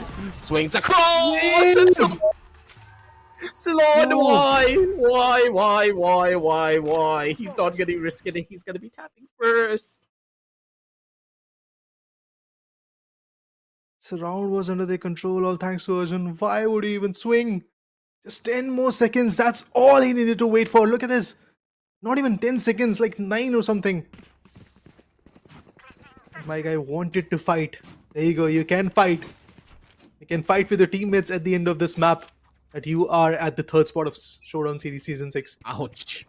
Ouch. Not like that. I mean, Oh, God. 11-6, dude. It's not easy to come back from here. Especially on this map, think about it. Pearl is a map that really is mentally taxing for you because you need to think about so much because of how open this map can be. There's multiple different angles that a player can just walk in up to you from. And Art being one of them. Anyone who has mid control will always be the ones to be victorious here. Just if this turret is broken towards mid, that's going to add an extra layer of uncertainty towards the members of XCREW. Yeah, they do have a couple of key ultimates to play around with, but Ceylon with this judge, I don't know if this is the play. He's on a one and done angle. His gun barrel's going to get spotted Oh first. my He's just God. done for. Ceylon, again, you're by yourself, buddy. What are you doing? I'll spike carrier kill. Spike down A. I got So the he spike. got taken down, but never mind. Wave is going to fight back. Every single tactics, whatever XCREW is trying to plot, it's just Spike planted. they're just literally getting shut down from every different corner. Now there is a Nightfall available, but no ways. The blade is out. Yash, he finds one more crucial pick. It's all trickling down to its Ash and eventually Goranj. The Sentinel and the controller working in tandem finds one. Ash has been taken down. Astral Divide, they want to once again rinse and repeat whatever happened in the previous fight. They want to just showcase that. Good. But the location has been revealed. Run it back has been utilized. Remaining. And there you go, 12-6. This is how you fight an Astral Divide. Look at the rotation as well coming in from the Cypher. He worked his way all the way from Waters into the enemy spawn and then came through Flowers to get that kill. The timing was perfect from them. Plus, don't forget, because of the way that Rivers sent that haunt out as well, no one could really break that haunt either.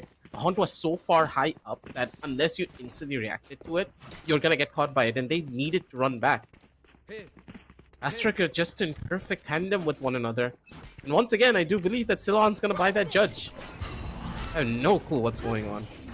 Plant the spike. Utilizes his knife to shut down the haunt. There, take that. Nightfall available. He's going to utilize that as well. I think at this point, XCREW is just throwing whatever they have. Because they do know that one single mistake and they're out. They'll be the #3. It's highly improbable right now. 4 ultimates coming in from the other side. Bladestorm already left with like 1 or 2 knife maybe. I don't think he even cares about the Blade Storm at the end of the day. Because he's gonna be completely fine, but Yash just instantly finds value. And think about it. That's also an angle where the Phantom wouldn't be able to one-shot anyone, but now it's a guaranteed one-shot in almost every range for that. That's the power of this one weapon now completely buffed up. His Rage. He's on the top of this. He's able to find a kill, but with no ultimates available on the Astral Divide, just taking away so much information from them. This round is just not going to get any easier. Flashes across from either side. River's going to be able to find the first, and one by one, they're just going to keep on dropping like flies. Wave takes another for himself. Doxer could be coming in for the flank. Jumps across for a kill, and it's going to be River, who will be the one to find it all. 30-6, ladies and gentlemen. That's a victory that's going to get you over towards the grand finals. And Asterisk, Wow. they have served their dish of revenge cold as ever. They lost before to XCREW 2-1, and now they're here to prove that they have improved themselves throughout this entire tournament. They have brought in the hurt, they have leveled themselves up, just like this tournament was meant to do. On the second day itself of the broadcast, we got to see Asterix falling down to the lower bracket, and from there, they're just constantly fighting back, retaliating. Same as for like Eravata Esports as well. That team was phenomenal. But yesterday, Iravata went down with the 2-0, and now today again another 2-0 coming in. I think PUBG, they should watch out for this team. It is going to be a fierce competition against them as well, and the way they play in certain different maps where we don't usually get to see a lot of comfortable approaches coming in from these teams, the way they are playing in Split, the way they are playing in Pearl as well, it is just amazing. So in these maps, maybe PUBG tomorrow is going to have a tough time, but for today, what XCREW did was completely out of the box, and that's why even before the broadcast started, I told you, Aggressive, that there is a very good chance that XCREW once again fails in their combination and their coordination. It happened. Yep. It happens from time to time, yes, but it can't really happen that often because there was so much of a massive disconnect throughout this entire game. And as we jump on down over towards the crucial moments, you're going to be able to see it even greater. On the early game, there was some signs that the team was, coming together again because Grenache was there, but it wasn't really the case. The team's overall gameplay just kind of degraded over time, and everything that we could have hoped that the team would bring onto the table just disappeared almost instantly. None of them were really playing off of one another. Salon was again by himself. Early game, I saw some instances where Salon was with his teammates, but like, do you see how fast he's going? No one's going to be able to trade him out. He is not taking any of his teammates' positioning into consideration. And he's trying to take every duel by himself. I mean, that's one of the problems that you have when you're playing on a Neon, that a lot of time you're not going to see some trades. Support is something that you might get with the utils, but then again, if you talk about trade fires, that might not happen. There were certain moments, specifically in the first half, where we got to see a lot of interesting iconic plays coming in from the sides of Team XCREW. And not just that, they won the pistol round and the bonus fire round in the next half as well. But after that, no, not even a single round was gifted away in their favor. But yes, when you talk about util play, you can clearly see what Wave and his teammates were trying to do. Every now and then you got to see a lot of usage of the curve balls, the hot hands and the walls at the right moment so that they can have that value in their favor. So it was pretty amazing. After 8-6, the scoreline went directly to 13-6. No stoppage there. This is able to do so much. We can see that it's rounds like this that really turned everything on its head. Each and every turn that they took, they were able to find every form of value that they wanted. And this is kind of it. That XCREW just had most of the answers, but they were not really able to do it because their team was trying to play all by themselves. Then there was Wave. I don't know how he kept on doing it. Clutch after clutch for this man. This is what he brings onto the table. A tidal wave is something that you should call him instead, because his presence on the map, it didn't exist as much for the first initial half, but on the defensive side, Wave just turned it all around. 16-12 right now. Yeah. It's insanity. Varanj tries his level best. I mean, in the first map he was not there. In the second one he came back, and we can clearly see what kind of potential he wields. Being on a Sentinel, got 17 frags. Pretty much where Icarus is standing right now. But at the end, Sentinel popping off, Duelist not being able to get that kind of support. Arjun on the other corner, a lot of time, if I'm not wrong, we got to see Fade. That Haunt was not even working for them. They didn't got any information with it. Yes, the other particular like DK or Prowlers, they were working, but eventually the main important util which could have got a lot of info where the players are and placed in that particular site, they missed on it. Be it their attacking half or the defensive half. So yeah, we can clearly see where were the weaker links, specifically when it comes to the util game.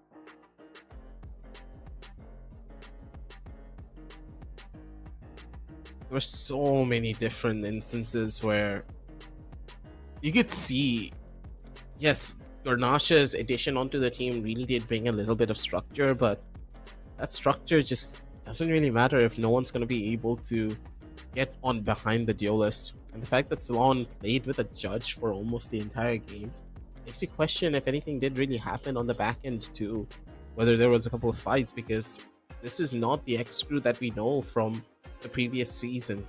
The team that had good coordination, good synergy, good communication, none of it existed here. This is a heartbreak of a story for them that I don't really know what to say about. Let's talk about MVP of the series as well. Wave definitely bags out the spot of the MVP of the map, but who is going to take the spot of being the MVP of the series? Well, of course, it's Doxer. 34 frags in, let me see, how many rounds, guys? Somewhere around 21 for this map and 15 for the previous one. So round about 46 rounds, 36 rounds, I believe. In 36 rounds, yeah, there was a closure coming in 36 or 46 rounds.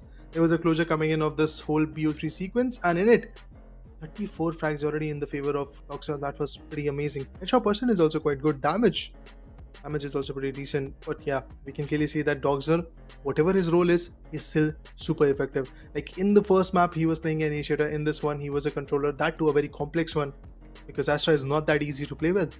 And we got to see some mind-boggling plays from his corner, like the way they were able to utilize that astral divide to completely steal the thunder and eventually get a 4v4 retake under their control. That's how individual stances can prove a team a little bit more valuable.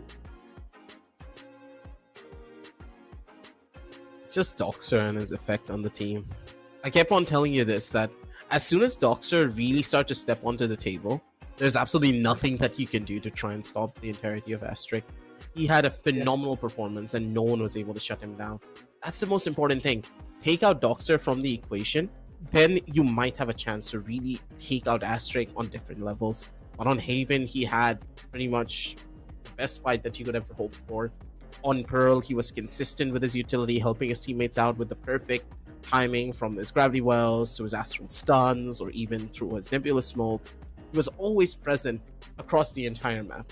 And to have that versatility in a player, it's so crucial as you're moving on to the grand final stage, because up against WG, nothing that you do will ever get easier. Doxer is in this #1 position for a reason. He deserves all these MVPs. He's worked hard for it. But Karamel, he's going to be coming up as the final boss in this next matchup. WG will be their biggest hurdle to try and come over. And if anyone can do it, it has to be the members of ASTERISK.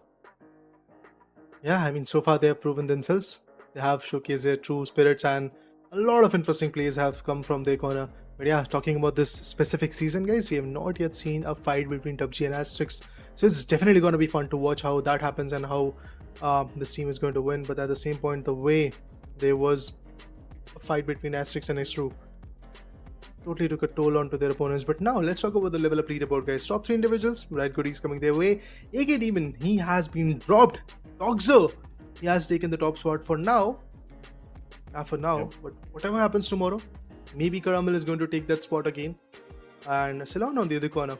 He's outside the competition now, but he still is there in the second spot. That's good. Yeah, he's going to stay there possibly permanently. I don't think anyone else is going to be able to get to that position that quickly, because I don't think anyone else has the points to do so. Yeah, Karamel's in the chase, but he might just take that #2 position or that #1 spot away from Doxer if Doxer doesn't have the phenomenal performances. Overall, I do believe that the entirety of the level leaderboards is going to be set in stone, with Doxer, Karamel, and Ceylon leading the charge for it all, but you never really know, because all of the players from ASTERISK just have a lot of oomph to them that I don't think any of us can even try to quantify that. At one moment, it's Wave popping off, another moment it's Doxer, Yash is there, the backbone for the team is also present. It's insanity. Guys, this is it for the lower bracket finals. Yes, we know that now we do have the grand finalists, and it is of course WG and ASTERISK. Tomorrow at 1 PM that action is going to get resumed. It is going to be a BO5, so stay tuned for that as well. So that action is going to be absolutely amazing. But guys, this is it for number 5. This was the Esports President Showdown series, season 6 of Valorant, powered by Crucial by Micron. Our GP partner is Zode Gaming and media partner is Gossip.gg. Make sure to check all the links given in the description. We'll be back tomorrow. Bye-bye. Peace out.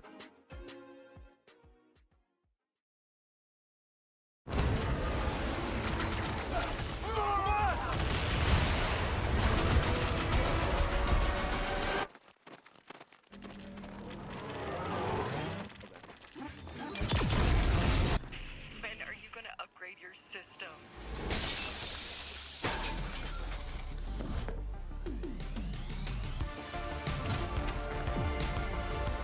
Alright, let's do this. Once there was a hunter who saw what others could not. With a magic case in her backpack, she roamed with wild abandon into the great unknown. Her gaze inescapable, her reflexes lightning fast. When armies swarmed, she went through. With eyes open wide, hands steady, holding, watching, capturing everything in sight.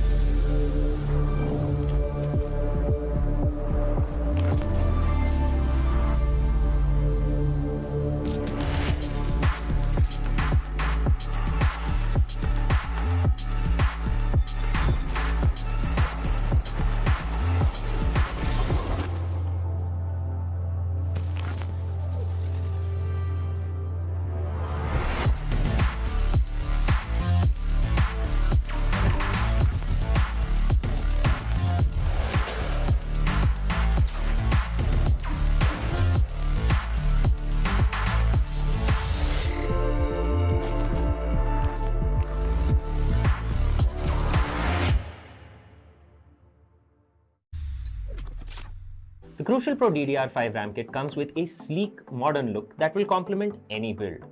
But aesthetics aside, it's the performance that really matters. So let's dive into it.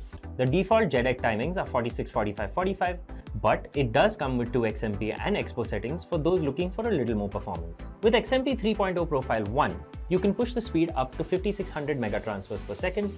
If you prefer a slightly lower speed but tighter timings, Profile 2 offers 5200 megatransfers per second at 42, 42, 42 timings. We've run some benchmarks and stress tests to give you an idea of how it performs. In general, dropping the speed and tightening the timings with the second XMP/Expo profile yielded better results for us on our test system. Paired with a Ryzen 7800X3D, we saw anywhere from a 1 to 5% performance bump depending on workloads. All in all, the Crucial Pro DDR5 64GB RAM kit by Micron is a fantastic choice for first-time builders and enthusiasts alike.